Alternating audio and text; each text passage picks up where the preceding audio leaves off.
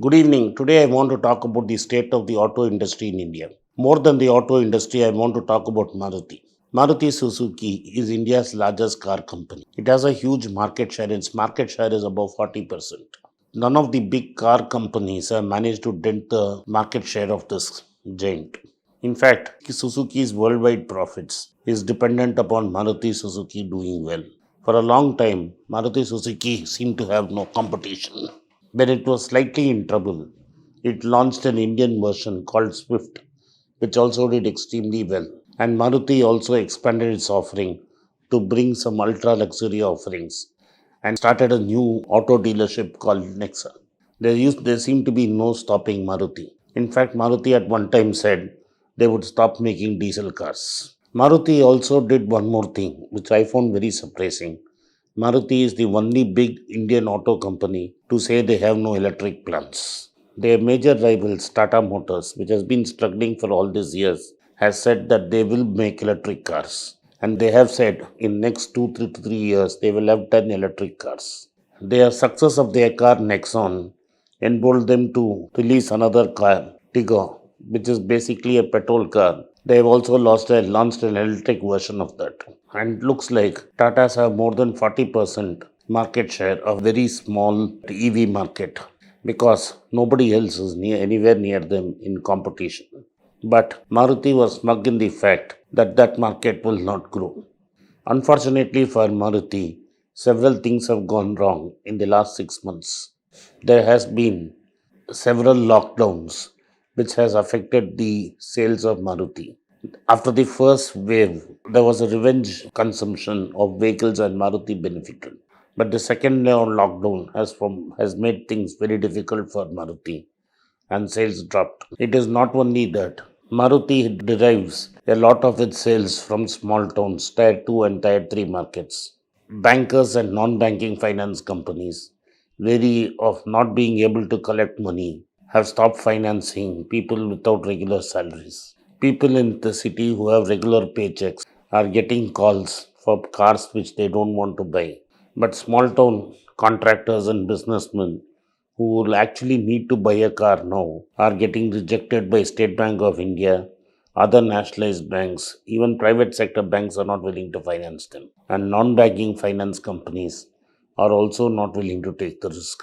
The whole credit system has become risk averse, and this has affected not only the sales of Maruti but all the companies, but hurting Maruti more because Tatas and Mahindra seem to have a finance company attached with them. Along when these problems were there, Maruti has got another major problem. There is a big chip shortage, especially since the biggest manufacturer in Thailand has said that global supply chain is affected. So there has been a pressure on supply bottlenecks. Maruti recently said it would cut its productions by 60%.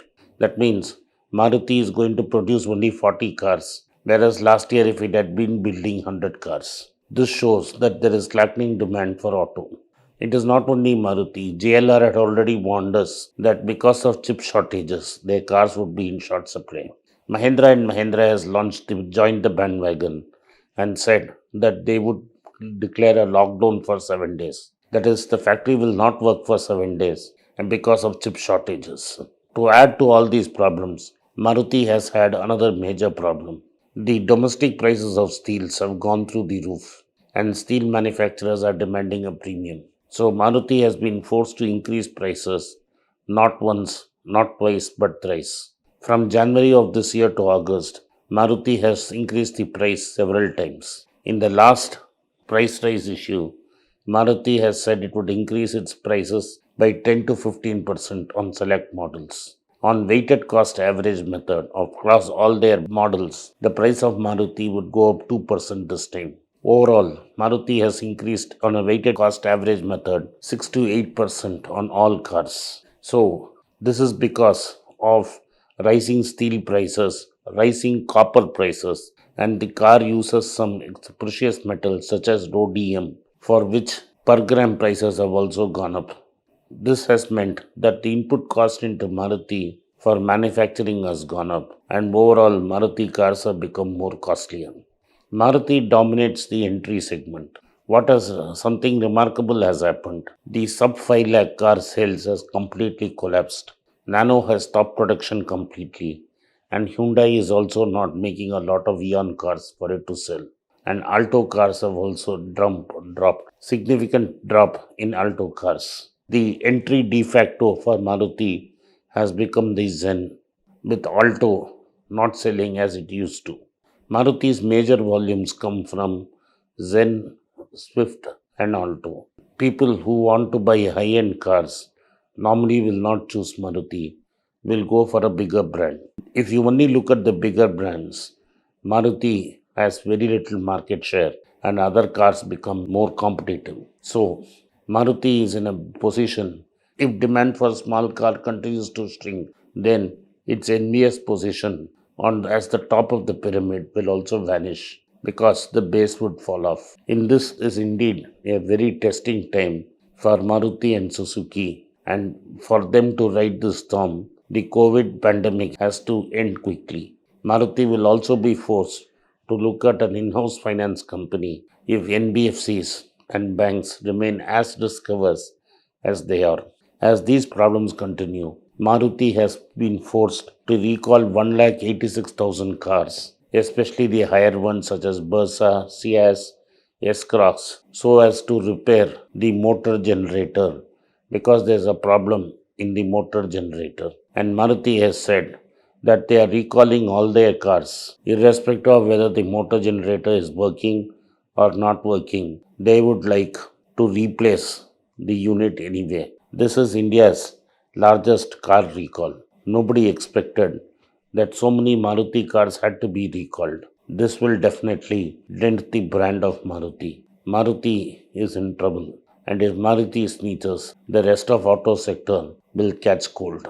The Indian auto sector is in for a rough time. Thank you for watching. Be rich. It's a great privilege and honor that so many of you in thousands have subscribed to my channel and have supported me. I have written two books in English, The Alchemy of Money and Ordinary Stocks, Extraordinary Profits.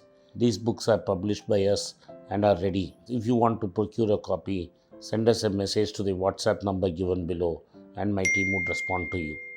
If you want an Amazon Kindle copy, you can click the link below. Finally, those who wish to consult with me can send a mail to berichenglish@gmail.com.